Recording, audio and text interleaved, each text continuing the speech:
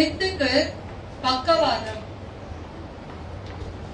இவர்கள் இருவரையும் கொண்டு தேவன் கொண்ட எழுப்புதலை நாம் பார்க்க போகிறோம். 1949 ஆண்டு ஸ்காட்லாந்து நாட்டில் ஏற்பட்ட எழுப்புதல். ஸ்காட்லாந்து நாட்டில் வசித்த ஜனங்கள் அநேக பாவத்தின் நிமித்தமும் வாலிபர்கள் பின்மாற்று நிலையையும் தாங்க முடியாமல் எழுப்பப்பட்ட ஒரு எழுப்புதல்.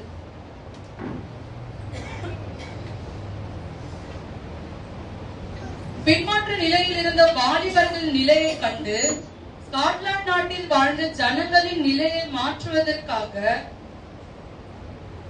அவர்கள் இருவரும் இணைந்து ஜெபம் செய்தார்கள். அவர்கள் வாழ்ந்து கொண்டிருந்த வீட்டில் இருவரும் இணைந்து ஜெபம் செய்து கொண்டிருக்கும் பொழுது பெக்கி என்பவர்களுக்கு தேவன் கொடுத்த விஷன் தரிசனத்தில் தேவாலயம் முழுவதும் நிறைந்து காணப்பட்டது. தேவ தூதர்களால் நிறைந்த ஆலயம், தேவ மகிமையினால் நிறைந்த ஆலயம். ஒரு புதிய ஊழியக்காரை அவர்கள் கண்டார்கள்.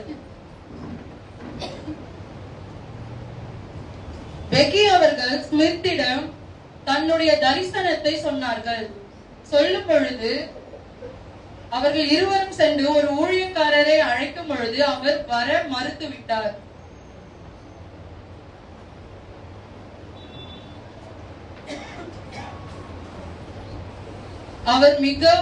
இருவரும் மிகவும் காயப்பட்டு திரும்பவும் அவர்களுடைய ஜெப அறையில் சென்று ஜெபிக்க ஆரம்பித்தார்கள்.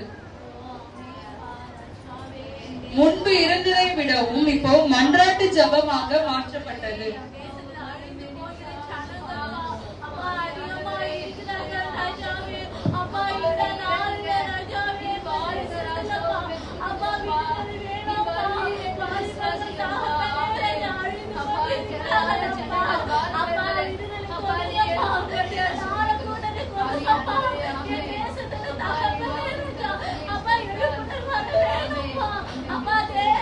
ஒரு சாதாரண ஜபமாக அவர்கள் ஜபம் இல்லாமல்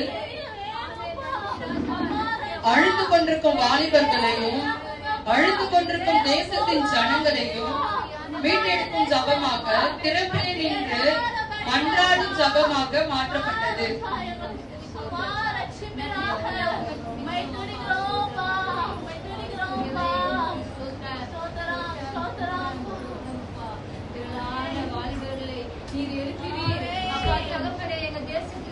வயது சென்ற அவர்களின் நிலையை தேவன் கண்டு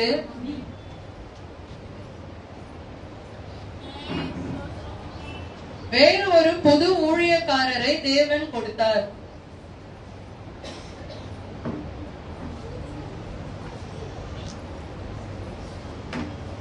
அந்த ஊழியக்கார் அந்த தேவாலயத்தில் வந்து பிரசங்கிக்கும் பொழுது அந்த தேசத்தில் இருக்கும் வாலிபர்களின் பின்மாற்ற நிலை மாறி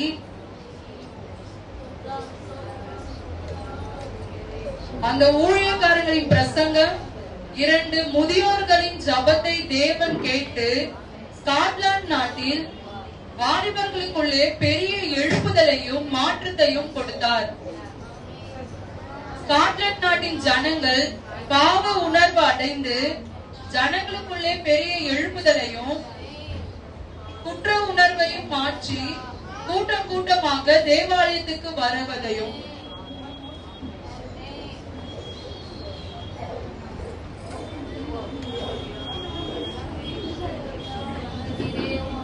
ஸ்காட்லாந்து நாட்டு முழுவதிலும் கூட்டம் கூட்டமாக சிறு பிள்ளைகள், வாலிபர்கள், நாட்டின் ஜனங்கள்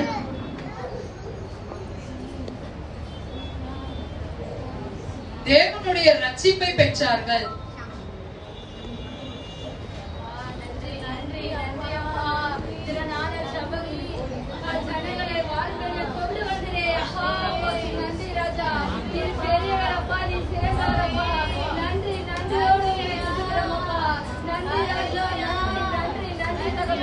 ஸ்காட்லாந்து நாட்டில் அந்த எழுப்புதல் அந்த 2-3 நாட்கள் அல்ல, 3 வருடங்களாகவே தேவன் கொடுத்தார். பெரிய எழுப்புதலாக ஸ்காட்லாந்து மட்டுமல்ல, சுற்றியிருந்த எல்லா பகுதிகளிலும் தேவன் எழுப்புதலை கட்டளையிட்டார்.